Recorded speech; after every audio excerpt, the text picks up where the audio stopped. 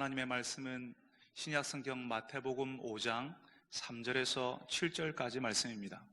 신약성경 마태복음 5장 3절에서 7절, 제가 가진 성경은 신약성경 5쪽입니다. 신약성경 5쪽 마태복음 5장 3절에서 7절까지 말씀을 저하고 함께 교독하겠습니다. 제가 먼저 3절을 읽습니다. 심령이 가난한 자는 복이 있나니 천국이 그들의 것임이요, 애통하는 자는 복이 있나니 그들이 위로를 받을 것이며, 온유한 자는 복이 있나니 그들이 땅을 기업으로 받을 것이며, 의에 줄이고 목마른 자는 복이 있나니 그들이 배부를 것이며, 같이 읽습니다.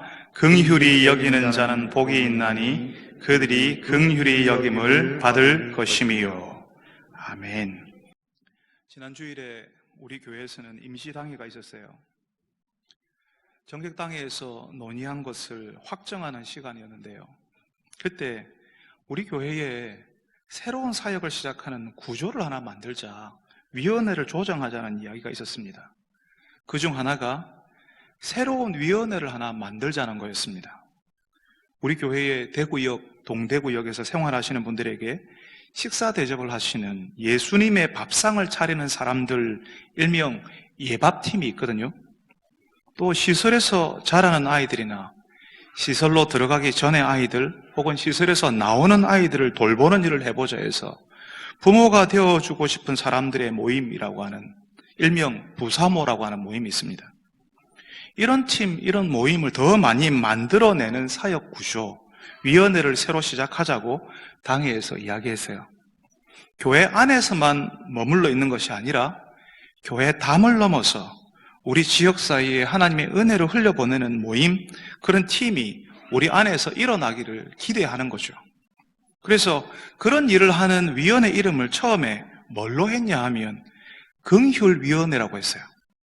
그런데 우리 가운데서 무슨 말이 나오냐 하면요, 그 긍휼이라는 말이 어렵다는 거죠. 요즘은 잘 쓰지 않는 말이니까 누구라도 들으면 무슨 일을 하는지, 무슨 일을 하는 위원회인지 알 수 있는 이름으로 하자고 했습니다. 그래서 정해진 게 좋은 이웃 위원회예요. 우리가 사는 이 지역에 좋은 이웃이 되어주자는 거죠. 좋은 이웃이라는 말은 들으면 금방 이해가 되지 않습니까? 그렇지만 긍휼이라고 하는 것은 발음도 잘 안 되고 무슨 말인지도 모르겠고 그렇습니다. 근데 오늘 예수님께서 우리에게 5번째 복을 말씀하시면서 긍휼에 대해서 이야기를 하세요. 무슨 말인지 확 들어오지도 않는 그 말을 사용하시는 거죠. 긍휼히 여기는 자는 복이 있나니 그들이 긍휼히 여김을 받을 것이요 라고 이야기합니다. 무슨 말이죠? 긍휼이라고 하는 이 말은 불쌍히 여길 돌보아줄 휼, 불쌍히 여겨서 돌보아준다는 말입니다. 긍휼히 여긴다라고 할 때 그 말은 그냥 단순히 저 사람 참 안 됐네, 불쌍하네 라고 해서 끝나는 것이 아니고요, 종종 우리가 그런 우월감, 그런 교만의 마음을 가지는데요, 어려운 형편에 있는 사람들을 봤거나 도움이 필요한 상태에 있는 사람들에게 아이고 저런 일을 당했네, 어떻게 하냐, 안 됐다라고 하는 그런 마음을 우리가 품었다는 사실만으로 나는 괜찮은 사람, 선한 마음을 가진 사람이라고 생각하려고 한다는 거죠. 맞습니다. 어려운 형편에 있는 그 사람들의 그 답답함을 알아주는 것만으로도 귀하고 대단한 거죠. 그런데 많은 사람들이요, 나는 그런 사람들을 보고 안타까워하는 사람이야, 나는 그 정도로 선한 사람이라고 하는 거기에 머물러 있다는 겁니다. 그럼 마음만 먹는 거죠. 나는 적어도 안타까워했어, 마음이 아팠어, 그리고 그걸로 끝이라는 겁니다. 그건 긍휼이 아닙니다. 예수님께서는 하나님의 백성들이 가지는 상태를 설명하시면서 이 팔복을 알려주시는데요, 하나님의 백성들은 긍휼히 여긴다는 거죠. 그래서 복이 있다는 겁니다. 긍휼은 다른 사람을 향한 안타까운 마음을 가지는 것일 뿐 아니라 그 사람이 어려움을 이기도록 도와주고 격려하기 위해서 무언가를 하는 거예요. 나는 저 사람들을 향한 불쌍한 마음을 가졌어 라고 끝이 아니라 그래서 그 사람들을 위해 일하는 것이 긍휼이라는 겁니다. 하나님께서 우리에게 가난한 마음을 주실 때에 우리는 나의 연약함, 부족함을 발견하고 다른 사람들을 인정하고 받아주기 시작하죠. 온유하게 되는 겁니다. 그와 함께 어떤 변화가 일어나냐 하면요, 우리 속에 하나님의 뜻이, 하나님의 일이 이루어지기를 바라는 마음이 생긴다라고 말씀드렸어요. 지난주에 말씀드렸죠? 처음 듣습니까? 예, 믿으세요. 지난주 이야기했어요. 희한하게 하나님의 일을 내가 하고 싶은 마음이 생긴다고요. 이때 하나님께서 우리 안에 기적과 같은 일을 시작하시는데, 그것은 바로 내가 내가 아닌 다른 사람이 어렵고 힘든 것 때문에 내 마음이 아픈 일이 일어난다는 거죠. 내가 아파서 힘든 게 아니라 다른 사람이 아프고 힘든데 내 마음이 아픈 일이 일어난다고요. 그리고 그 사람들을 받아주고 싶은 마음이 생기는 거죠. 다른 사람을 향하여서 긍휼의 마음을 가지게 되는 겁니다. 예전에는 보이지 않았던, 안 보였어요. 그런 사람이 어디 있었어요? 예전에는 보이지 않았던 어려운 사람들이 보이기 시작하고, 그 사람들을 위해서 내가 무엇을 할 수 있을까 고민하는 일이 발생하게 되는 겁니다. 예전에는 그랬거든요. 내가 왜 그 사람들을 받아줘야 되냐고, 내가 왜 그래야 되냐고, 내가 왜 그 사람들을 도와줘야 되냐고. 근데 이제는 그 사람들의 형편이 이해가 되고요, 심지어는 나를 힘들게 했던 사람도 이해가 되고, 나를 아프게 했던 사람에게도 안타까운 마음이 드는 겁니다. 긍휼은 그냥 연말에 다들 한다니까 내어놓는 이름 석자 신문에라도 어디라도 실리기 위해서 내는, 거기에 내 이름 안 나오면 화가 치미는 막 그런 불우윳 도끼 성금 같은 기부와는 다른 겁니다. 긍휼은 사람을 받아주는 거예요. 돈 내놨으니 알아서 해라가 아니라 내 앞에 있는 어려운 사람, 심지어는 날 힘들게 했던 사람, 그 사람 받아주고 도와주고 그 사람 때문에 안타까운 마음을 가지는 겁니다. 그렇다면 여러분, 우리는 어떻게 이런 긍휼의 마음을 가지게 될까요? 오늘 우리가 읽은 말씀에서는 마치 우리가 먼저 다른 사람을 긍휼히 여기면 하나님이 그때 우리를 긍휼히 여기실 것처럼 말씀해요. 긍휼히 여기는 자는 복이 있나니 그들이 긍휼히 여김을 받을 것이요. 그러니까 우리가 다른 사람을 긍휼히 여기면 하나님이 그때 우리가 긍휼히 여기는 걸 보고 우리를 긍휼히 여기신 것처럼 그렇게 이해하도록 기록된 것처럼 보여요.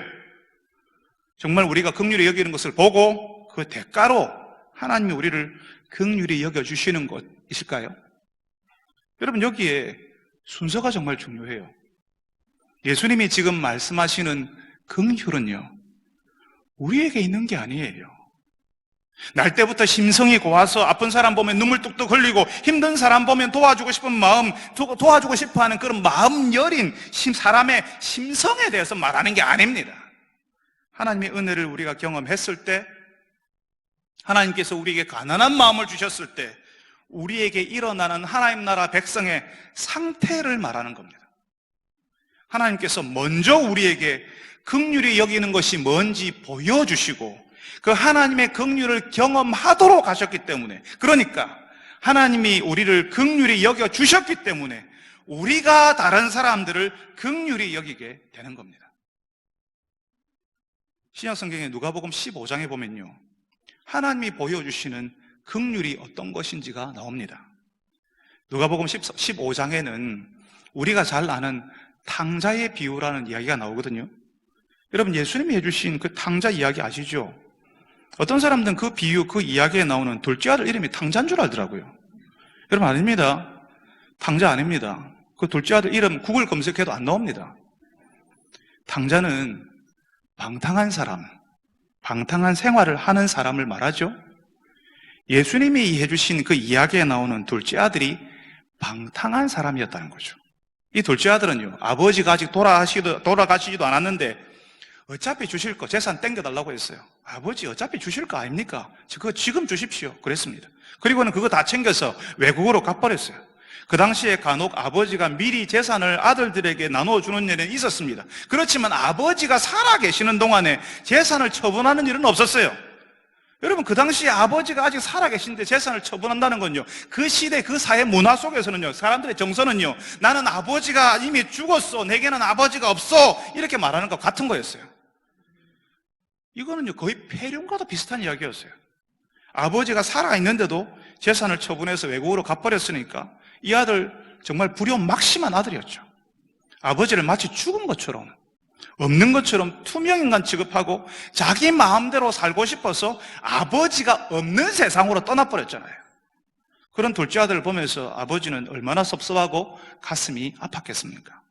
동네 사람들이요 다 한마디씩 했을 거예요. 혀를 끌끌 차면서 자신 농사 헛지었다고, 아주 저런 아들이 세상에 어디서 나왔냐고 한마디씩 했을 거예요. 아버지는 진짜 그 이야기를 들으면서 얼굴을 들고 다닐 수 없을 정도로 엄청난 수치를 당했을 겁니다. 아버지를 죽은 사람처럼 취급했던 그 아들은 외국에 가서 자기 마음대로 살았어요. 탕자니까 방탕한 생활을 했죠. 그런 방탕한 생활을 하고 싶어서 재산 달라고 했고요, 아버지 없는 세상으로 떠난 거잖아요. 거기서 물려받은 재산 흥청망청 다 써버렸습니다. 그러니까 외국에서 이제는 먹고 살아야 되니까 돼지 치는 일을 하는 거죠. 그 당시 유대인들이 가장 혐오하는 짐승 중에 하나가 돼지였습니다. 아버지를 속상하게 하고 기껏 외국 가서 한다는 일이 겨우 그 일이었어요. 아들도 알고 있죠. 이런 직업이 수치스럽다는 것을 알고 있어요. 그렇지만 먹고 살아야 되니까 어쩌겠어요. 그런데 그 나라에 흉년이 들었네. 엄청난 경제위기가 와서요, 돼지 먹을 것도 없는 거예요. 수입이 안 되는 거죠. 돼지 먹을 것도 없어서 굶어 죽을 판입니다. 그래서 이 아들이 아버지에게 돌아올 결심을 합니다. 이 아들이요, 아버지가 그리워서 오는 거 아니에요. 지금 여기서는 못 살 것 같으니까, 굶어 죽을 것 같으니까 살고 싶어서 아버지에게 돌아오려고 하는 거예요. 돌아가려고 하는 동기가요, 먹을 것이 없어서 돌아가는 거예요. 살려고요. 근데 지가 한 짓이 있잖아요. 그래서 아들이 아니라 나를 품꾼, 우리 집에서 일하는 일용 노동자 중에 한 사람으로, 아르바이트 학생으로, 아르바이트 청년으로 이렇게 받아달라고 해야 되겠다, 뭐 그런 생각을 가지고 집으로 가는 거죠. 진짜 이기적이죠. 근데 그런 이기적인 아들을 아버지는 기다리고 있었던 거죠.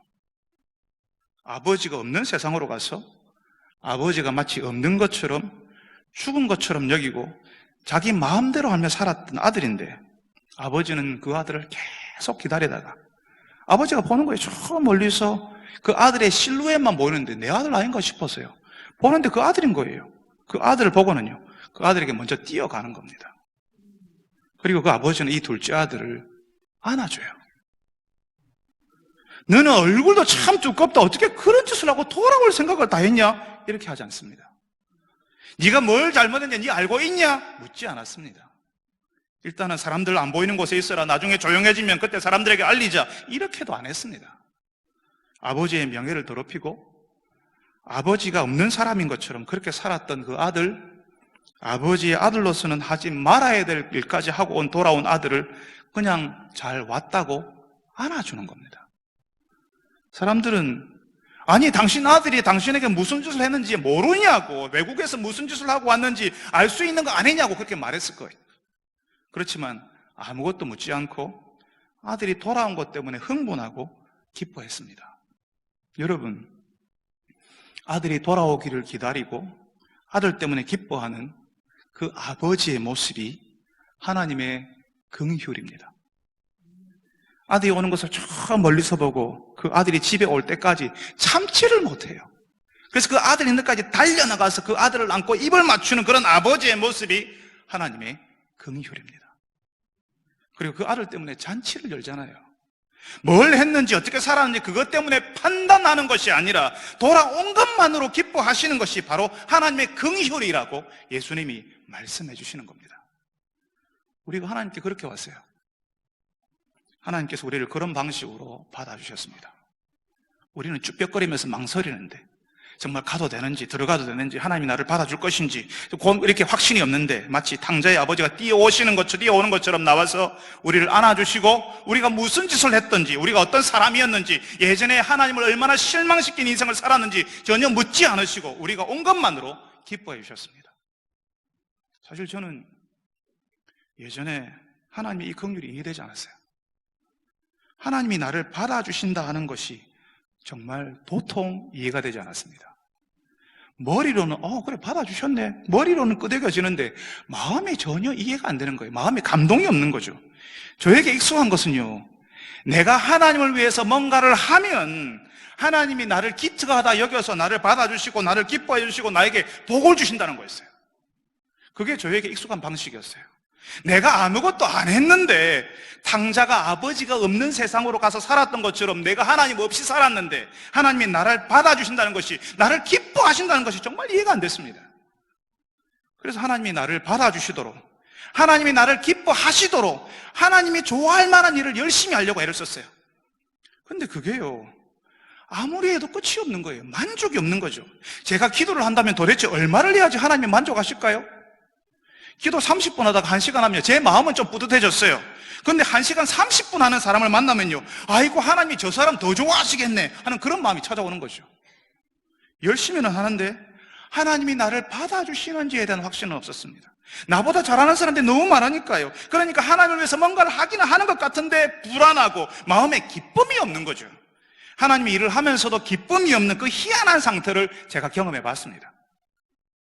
그러면서 기도 10분 하는 사람, 15분 하는 사람 보면서 기도 저래 가지고 되겠나 하는 판단하는 마음을 가지는 거죠. 비교하면서 스스로 그래도 나는 좀 괜찮은 사람이지 저 사람들보다는 하는 그런 우월감을 가지는 거죠. 그러다가 나보다 나은 사람들 딱 만나면 또 금방 풀이 팍 죽어버리면서 하나님이 이런 나를 좋아하시겠나 하는 그런 불안한 마음이 금방 찾아들기 시작하는 겁니다. 그 당시 저는 하나님 앞에서 제가 얼마나 부족한지, 제가 얼마나 비참한 죄인인지 보지 못했습니다. 그저 제가 조금 잘하는 것, 제가 하나님 앞에서 좀 내어놓을 만한 것, 그거 찾아서 늘 하나님 앞에 보여드리려고 했어요. 하나님, 나 이런 것도 했어요, 저런 것도 했어요.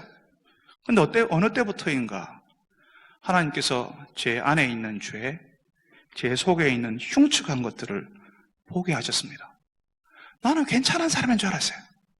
주일학교 교사도 했고요, 믿지 않으시겠지만 성가대원도 했어요. 제가 방학만 하면 교회에서 거의 살았습니다. 사람들은 제 속에 뭐가 있는지 보이지 않으니까요, 저를 좋게 생각해 줬어요. 칭찬해 줬어요. 그러니까 나도 다른 사람들 이야기를 들으면서 나도 이만하면 괜찮은 사람이라고 생각했어요. 그런데 하나님께서 제 속에 있는 그것을 보게 하신 때부터 그냥 피상적으로, 습관적으로 내 죄를 용서해 주세요. 우리가 기도할 때 정말 많이 하잖아요. 속죄 기도할 때 우리 어떤 사람들은 기도할 게 없는 분이 있어요. 그냥 내 죄를 용서해 주세요, 혹은 내 죄를 용서해 주셔서 감사합니다, 이렇게 하는 거죠. 그런데 그런 기도가 나오지 않기 시작했습니다. 하나님 앞에서 두려운 마음이 먼저 들기 시작했습니다. 내 안에 있는 악한 모습이 악한 것이 보여서요. 하나님이 두려운 거죠. 내가 아무렇게나 생각했고 내 입에 함부로 오르내렸던 그 하나님이 두려운 분이 되기 시작했습니다. 내가 아무렇지도 않게 생각하고 아무렇지도 않게 말하고 아무렇지도 않게 실제로 행했던 그 속에서 살았던 그 모든 것들이 하나님 앞에서 부끄러운 것이었다는 사실이 느껴지니까, 그게 죄인지도 모르고 그 속에서 희희낙낙하면서 좋아했던, 그래서 나도 마치 괜찮은 사람인 것처럼 스스로 위안을 삼던 그 시간들이 부끄러워서 견딜 수가 없는 거죠. 아버지의 재산을 가지고 외국으로 가버렸던 그 둘째 아들이 아버지에게 돌아올 때 집으로 온다는 생각에 발걸음도 가볍게 룰루라라 하면서 왔겠습니까? 아니면 아버지를 어떻게 봐야 될지 몰라서 두려운 마음을 가지고 왔겠습니까? 그 둘째 아들은 두려웠을 거예요. 아버지가 자신을 받아줄지 받아주지 않을지도 모른다고 생각했을 겁니다. 자신의 행한 일이 너무나 엄청난 일이었거든요. 자신이 떠난 그 동네에 다시 돌아오는 것만으로도 부끄러운 일이었어요. 그 죄는 그 당시 사회에서는 씻을 수 없는 죄였습니다. 그래서 이 둘째 아들이 생각하잖아요. 차라리 나를 아들로 받아주지 말고 그냥 일꾼 중에 하나로 써달라고 해야 되겠다. 그래서 밑바닥부터 시작해서 아버지의 마음을 사는 일, 아버지의 환심을 사면 되지 않겠냐, 이렇게 머릿속에 계산하고 온 거예요. 그런데 아버지가요, 그 둘째 아들 덥석 안아버리잖아요. 그냥 일꾼으로 써달라는 말도 하기 전에 아들에게 옷 입히고 신발 신기고 아들임을 증명하는 반지를 끼우고는 잔치를 벌여주잖아요. 용서받을 수 없는 죄를 짓고 두려운 마음으로, 부끄러운 마음으로 돌아온 아들을 안으시고 받아주셔요. 아무것도 묻지 않아요. 네가 왜 그랬냐, 네가 그럴 때 섭섭했다라고 말하지 않고 그냥 안아주세요. 그리고 네가 와서 좋다라고 하십니다. 제가 제 안에 있는 죄를 보고 부끄러워하고 그 죄 때문에 하나님이 두려워졌는데,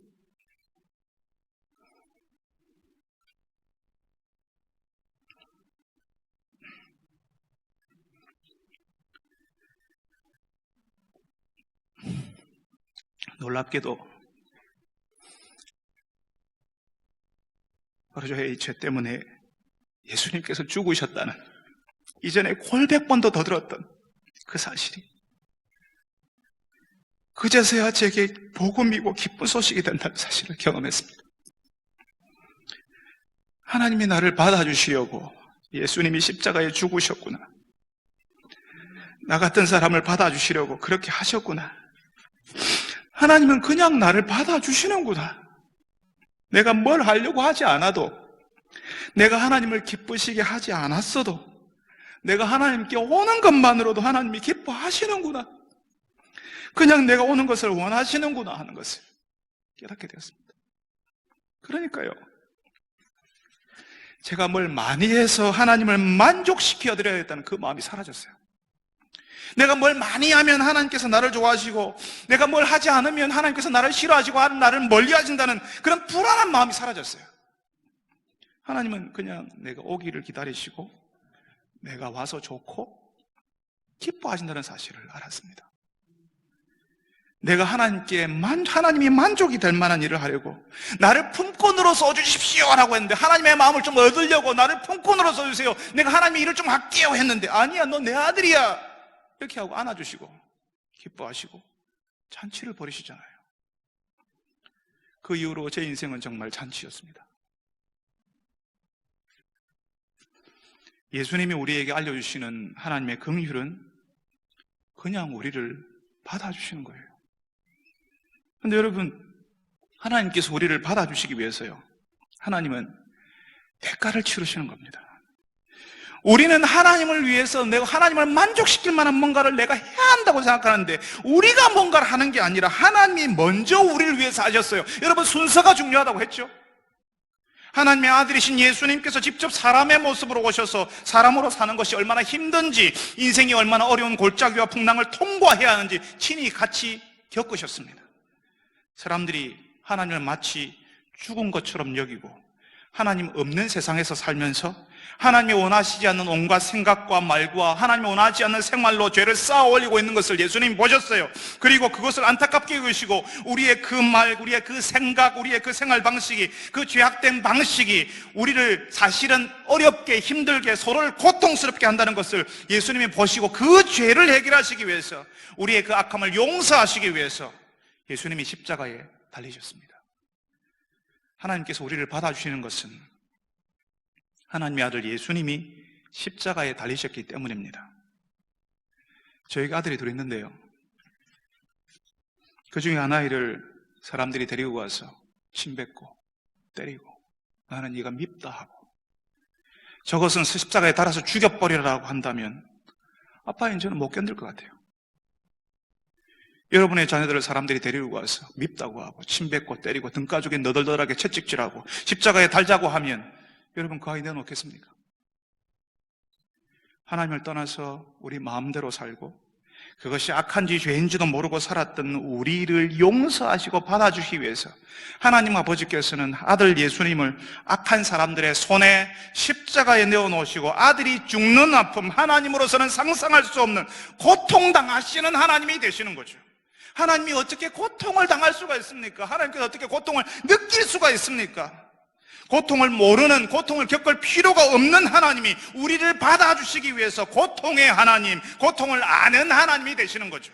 우리를 받아주시는 하나님의 긍휼에는 하나님의 고통이 감추어져 있는 겁니다. 바로 그 긍휼, 아버지가 받아주시는 그 긍휼을 경험한 둘째 아들은 이후에 어떻게 살았을까요? 아버지에게 온갖 수모와 모욕을 안겨주었던 그 파렴치한 둘째 아들은 아버지가 안아주고 잔치를 벌이고 아들로 받아주는 것을 경험했어요. 아마 이제는 아버지에 대해서 전혀 다른 마음을 가지게 되었겠죠. 아버지가 없는 세상에서 살려고 하는 것이 아니라, 틈만 나면 아버지 없는 세상으로 떠나려고 하는 것이 아니라 아버지와 함께 사는 아들, 그 아버지에게 감사하는 아들이 되었을 겁니다. 동네 사람들이 뒤에서 수군거렸겠죠. 계속 그래도 저 아들이 그 아들이래, 아버지에게 그런 짓을 했던 그런 못된 아들이래, 외국에서 재산 다 날먹은 그러다가 돌아온 아들이래 하고 수군거려도 이 아들은 괜찮았을 겁니다. 실제로 그랬으니까. 그렇지만 남들이 뭐라고 해도 아버지가 받아줬잖아요. 아버지에게 미안해서 못 가고 아버지가 무서워서 못 가는데 아버지가 용서하시고 받아줬으니까 다른 사람들이 내 과거를 가지고 뭐라 해도 괜찮다는 겁니다. 사는 게 신났을 거예요. 아버지 재산 가지고 외국에서 신나게 살았던 그 신남과는 다른 신나는 거죠. 다른 신남이라는 거죠. 누군가가 나를 용서해주고 받아주고 안아주는 것은 엄청난 경험이거든요. 그야말로 사람을 살게 하는, 죽어있던 것을 다시 일으키는 신나는 경험인 겁니다. 용서받는다는 것은 사람이 살아나는 경험이에요. 마치 두어끼를 깡게 찌누르고 있던 그 쇠살 조각들이 조각조각 떨어져 나가는 느낌이에요. 가벼워지는 거죠. 그러니까 그런 긍휼을 경험하니까, 그런 긍휼을 경험해 봤으니까 이 둘째 아들도 자신을 실망시키는 다른 사람들을 용서하고 받아줄 수 있는 겁니다. 순서가 중요하다고 했죠. 예수님이 말씀하시는 긍휼히 여기는 자는 복이 있나니라고 할 때에 그 긍휼히 여기는 자는 하나님의 긍휼하심을 경험한 사람인 거죠. 그래서 다른 사람을 긍휼히 여길 수 있는 겁니다. 그냥 내 성품이 원래부터 착하고 어지러서 다른 사람의 아픔을 그냥 두고 지나치지 못하는 사람이라서 긍휼히 여기는 것이 아니라 하나님의 받아주시는 은혜, 그 긍휼을 경험했기 때문에 나도 긍휼히 여길 수 있게 되는 거라고요. 사랑하는 여러분들이 예수님이 말씀하시는 그 긍휼을 아는 분들이 되셨으면 좋겠습니다. 나 같은 사람도 받아주시는 하나님의 그 긍휼을 경험했기 때문에 긍휼히 여길 수 있는 예수님의 사람이 되시기를 바랍니다. 그렇다면 여러분, 누가 긍휼히 여기는 사람일까요? 바로 이 하나님의 긍휼하심을 깨달은 사람이에요. 이게 중요합니다. 이 하나님의 긍휼을 모르는 사람은 자기가 잘해서 세상을 산다고 생각해요. 내가 뭐 괜찮은 구석이 있으니까, 잘하는 게 있으니까 하나님께 나를 받아줬지, 하나님이 나에게 이런 복을 주시는 거지, 이렇게 생각해요. 탕자를 안으시는 아버지가 얼마나 많은 것을 포기해야 되는지 모르는 거죠. 우리를 받아주시는 하나님 아버지께서 십자가에서 어떤 아픔을 겪으셨는지 모르는 거죠. 이 하나님의 긍휼의 은혜를 경험한 사람은 어쩔 수 없이 자기도 긍휼의 사람이 되는 거예요. 긍휼히 여긴다는 것은 하나님의 긍휼하심을 경험했다는 증거가 되는 겁니다. 그렇다면 반대로 우리가 긍휼히 여기지 못하는 이유가 뭘까요? 하나님의 긍휼하심을 깨닫지 못해서요. 하나님의 긍휼이라는 그 선물을 이미 받았는데, 가지고 있는데 그 긍휼이라는 선물을 깊이 이해하지 못하기 때문에 그런 거죠. 저는 금방 누가복음 15장의 이야기를 여러분들에게 말씀드렸는데요. 마태복음 18장에 또 다른 이야기를 예수님이 해주세요. 거기서 10,000달란트 빚진 사람의 이야기가 나옵니다. 여러분, 10,000달란트를 빚졌는데요, 한 달란트는 그 당시에 6,000데나리온쯤 됐습니다. 한 데나리온이 하루 일하는 사람의 일당이었거든요. 품삯이었거든요. 그러니까 이 한 달란트가 6,000데나리온이니까 6,000일의 품삯. 한 사람이 20년은 일해야지 한 달란트를 가질까 말까였어요. 근데 10,000달란트를 빚졌대요. 그러면요, 20만 년에 20만 년. 이거를 어떻게 그렇게 빚을 졌는지 몰라요. 뭘 했겠을까요? 근데 이 사람이 그런 빚을 졌대요. 도무지 갚을 수 없는 말도 안 되는 빚인 거죠. 이거를 헤어나올 수가 없어요. 근데 그 주인이 그 빚진 자의 10,000달란트 빚을 탕감해줬답니다. 말도 안 되는 이야기죠. 도저히 있을 수 없는 일이 벌어진 겁니다. 그냥 갚지 마라. 됐다. 집에 가라. 세상이 그렇게 한 겁니다. 근데 이 사람이 집에 가다가 한 사람을 만났는데 자기에게 빚진 사람이었어요. 얼마 빚졌냐면 100데나리온. 100일치 품삯이라고 했죠. 한 데나리온 1일치 품삯이니까. 물론 많은 액수인 것은 맞아요. 근데 10,000달란트 빚진 것에 비하면 아무것도 아니잖아요. 우리가 종종 쓰는 말로 세 발에 피지 않습니까? 10,000달란트 탕감받은 이 사람이 100데나리온 빚 못 갚은 그 사람에게 어떻게 하냐면요, 빚 갚으라고 목을 딱 끌어잡고 가서 빚 갚을 때까지 옥에 쳐넣어버린 겁니다. 옥에서 네가 빚 갚을 때까지는 못 나온다, 이렇게 하는 겁니다. 채권 출심을 확실하게 하는 거죠. 이 이야기를 들은 주인이 어떻게 했을까요? 예수님이 그 이야기에는 크게 진노했다고 나옵니다. 실망하신 거죠. 10,000달란트 탕감받은 사람은 자신이 어떤 긍휼하심을 얻었는지 몰랐던 거죠. 하나님의 긍휼하심이 우리에게 무엇을 기대하는지 몰랐다는 말입니다. 하나님께서 왜 우리를 긍휼히 여기실까요? 하나님께서 왜 우리에게 그 하나님의 긍휼을 보여주실까요? 우리도 다른 사람들에게 그렇게 하라고. 다른 사람을 향해 긍휼을 보여주는 것이, 내가 다른 사람을 긍휼히 여기는 것이 내가 하나님의 긍휼을 경험한 증거라고요.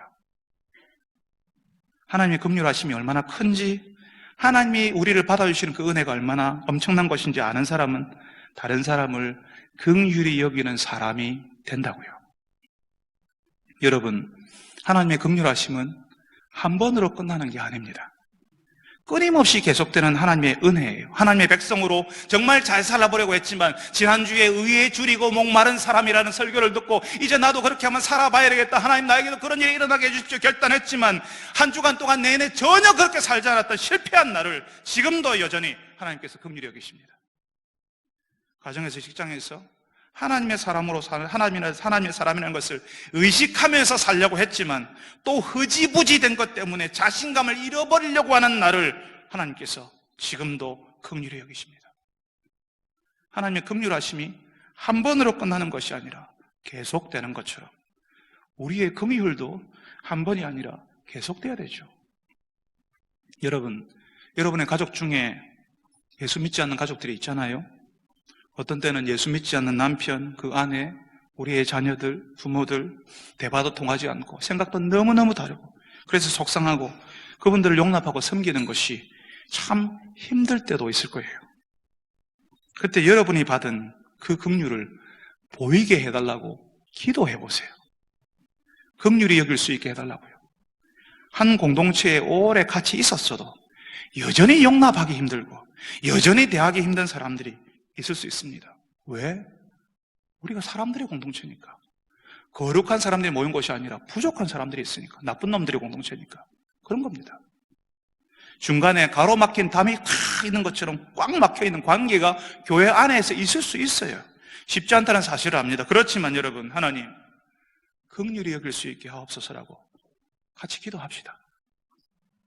우리가 긍휼히 여기려고 할 때에 도저히 넘어서기 힘든 그 담을 허물고 그 벽을 넘으려고 할 때에 하나님께서 우리를 어떻게 용납하셨는지, 하나님이 뭘 포기하셨는지, 우리를 위해서 어떤 아픔을 참으셨는지, 어떤 대가를 치르셨는지 우리가 알게 될 겁니다. 긍휼히 여기면 여기려고 할수록 하나님의 긍휼하심이 얼마나 놀라운 것인지, 얼마나 놀라운 것이었는지 우리 마음에서 사무치게 될 겁니다. 여러분, 그렇지만 내가 아무리 긍휼히 여기고 싶어도 안 되는 것은 안 되는 거예요. 억지로 되는 게 아닙니다. 하나님께서는 우리를 기꺼이 받아주시고 우리를 넉넉히 용서하셨어요. 우리의 긍휼은 기꺼이 넉넉히 하는 겁니다. 예수님의 사람으로 세월을 보내면 우리는 어느새 긍휼히 여기는 사람이 될 겁니다. 긍휼은 내가 참아야지, 내가 포기해야지 하는 것 같지만 사실은 내가 긍휼할 수 있는 것은 하나님의 은혜요, 하나님의 선물입니다. 긍휼이 여겨지지 않는 것까지 하나님께 맡기고, 하나님 참 안 되는데요, 하나님께 맡기고 하나님의 긍휼하심을 구해 보십시오. 정말 어느 날인가 그 사람을 기꺼이 넉넉히 이해하고 받아주는 사람이 되어 있을 겁니다. 긍휼히 여기고 있는 나를 발견하게 될 거예요. 하나님의 은혜, 하나님의 긍휼하심을 알면 알수록 더 많이, 더 깊이, 그리고 더 자주 긍휼히 여길 수 있기 때문에 그렇습니다. 이전에 내가 긍휼히 여길 수 없었던 사람들, 긍휼히 여겨주고 싶지 않았던 사람들, 그 사람들까지 긍휼히 여기는 사람이 되게 해달라고 기도하는 여러분들이 되시기를 바랍니다. 세월이 지날수록 나의 긍휼이 더 멀리, 더 깊이 퍼져나가는 사람이 되게 해달라고 기도하는 여러분들이 되시기를 바랍니다. 그래서 여러분, 이 긍휼이 흐르는 곳에요, 사람들이 모입니다. 돌아온 탕자가 아버지에게 받아들여졌을 때, 용서받고 긍휼히 여김을 받았을 때요, 다른 사람이 되는 거예요. 살아나는 거죠. 여러분, 우리가 그런 존재입니다. 나를 받아주는 사람 앞에서 나는 비로소 입이 열리고요, 말이 나오는 거예요. 내 마음이 열리는 거죠. 내가 받아들여지지 않는 자리에서 나는 입을 닫고 내 마음을 닫아요. 내가 받아주지 않는 그 사람과 나 사이에 보이지 않는 엄청난 담이 생겨져 있는 겁니다. 긍휼히 여겨줄 때에 그 담이 허물어지고 마음의 응어리가 풀어지고 속상함과 원통함이 사라지게 되는 겁니다. 우리 교회 홈페이지에 사랑방 성김표가 올라오잖아요.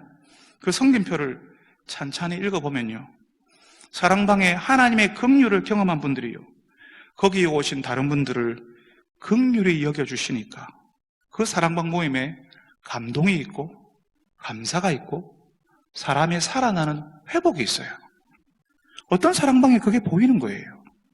오랜 세월 하나님 없는 삶을 살다가 다시 하나님께로 돌아왔는데, 하나님 없는 세상에서 하나님 없이 살다가 하나님께로 왔는데, 사랑방 모임에 먼저 들어와 있는 그 성도들에게서요, 하나님의 긍휼을 보는 겁니다. 받아주는 거죠. 그냥 안아주는 거죠. 같이 눈물 흘려주는 겁니다. 그분이 살아온 이야기를 다 들어주는 거죠. 그러니까요, 세월에 찌그러지고 가난에 주름 잡히고 먹고 사느라고 다 잃어버렸던 그 생기가 다시 돌기 시작하는 겁니다. 하나님이 예전에 사람을 지으실 때 그 코에 불어넣으셨던 그 생기, 그 바람, 성령의 바람, 그 성령의 바람이 하나님을 향한 갈망이 막 살아나게 만드는 거죠. 예전에 그렇게 안 살았거든요. 근데 이제 사랑방 안에서 말씀을 나누면서 사람들이 나를 받아주니까 이제 하나님을 향해 살고 싶은 갈망이, 열망이, 생기가 살아나기 시작하는 거죠. 사는 기쁨, 열심히 살고 싶은 마음이 찾아오는 겁니다. 아무리 힘들어도 사는 기쁨이 찾아와요. 하나님은 우리를 살게 하시는 분이시니까. 그러니까 이 하나님의 긍휼하심이 있는 곳에 사람들이 모입니다. 사람들을 받아주고 용납하고 긍휼히 여겨주는 거기에 사람들이 용기를 얻고 생기가 들고 소망이 생기고 웃음이 있고 잔치가 벌어지는 거죠. 원래 하나님의 공동체가 그런 겁니다. 생기가 들고 소망이 생기고 웃음이 있고 잔치가 벌어집니다. 우리가 긍휼히 여길 때 우리 공동체가 그렇게 됩니다. 그 속에 들어온 사람들이, 우리 속에 들어온 사람들이 살아나는 거죠. 자꾸 달라지는 거죠. 또 다른 사람들을 긍휼히 여기기 시작하는 거죠. 그런데 그걸로 끝이 아니에요. 이렇게 긍휼히 여기는 사람들에게 하나님께서 복을 주시겠다, 예수님께서 복을 주신다 말씀하십니다. 그 복된 상태를 경험하게 하시겠다고요. 어떤 복이요? 긍휼히 여기는 자는 복이 있나니 그들이 긍휼히 여김을 받을 것이며, 하나님의 은혜와 긍휼 때문에 내 남편, 내 아내를 받아주고 내 아이들을 받아주고 내 부모를 받아주고 힘들게 하는 직장 상사와 참 답답한 내 동료들과 개념이라고는 지지리도 없는 내 후배들을 내가 받아줄 때에 그 받아준 사람에게 하나님께서는 긍휼이라고 하는 복을 주겠다고 약속하십니다. 나와 아무 상관없는 사람이라고 여겼던 사람에게 하나님의 긍휼을 부어줄 때에 하나님과 아무 상관없었던 나에게 부어진 하나님의 긍휼을 더 뜨겁게 체험하게 하실 거라고요. 긍휼이 여길수록 하나님의 긍휼이 내게 어떤 것이었는지 깊이 깨닫고 하나님의 또 다른 긍휼을 경험하게 될 거라고 말씀하십니다. 이전에 저는 제가 제 주변 사람들을 받아주고 있다고, 제가 참아주고 있다고 생각했어요. 그런데 사실은 그분들이 저를 참아주고 계셨고 그분들이 저를 긍휼히 여겨주고 있다는 사실을 알게 됐습니다. 긍휼을 알고 긍휼히 여기니까 하나님의 긍휼이 얼마나 내 주변에 많이 들어와 있는지, 내가 그 속에서 얼마나 나를 살게 만들었는지, 사람들 사이에서 사는 기쁨, 제가 받아들여지는 기쁨을 누리게 하셨습니다. 하나님의 긍휼하심이 내 평생에 나를 덮고 계시는 것을 알고 마음의 평안을 누리는 거죠. 사랑하는 여러분들이 이 하나님의 긍휼을 누리는 사람, 이 하나님의 긍휼을 흘려보내는 분들이 다 되시기를 바랍니다. 거룩하신 아버지 하나님, 우리를 긍휼히 여겨주셔서 감사합니다. 우리를 하나님 없는 세상에서 하나님 없이 살다 온 우리를 주님 기뻐하시고 받아주셔서 감사합니다. 그래서 우리도 긍휼히 여기는 사람이 되게 하여 주옵소서. 예수님의 이름으로 기도합니다. 아멘.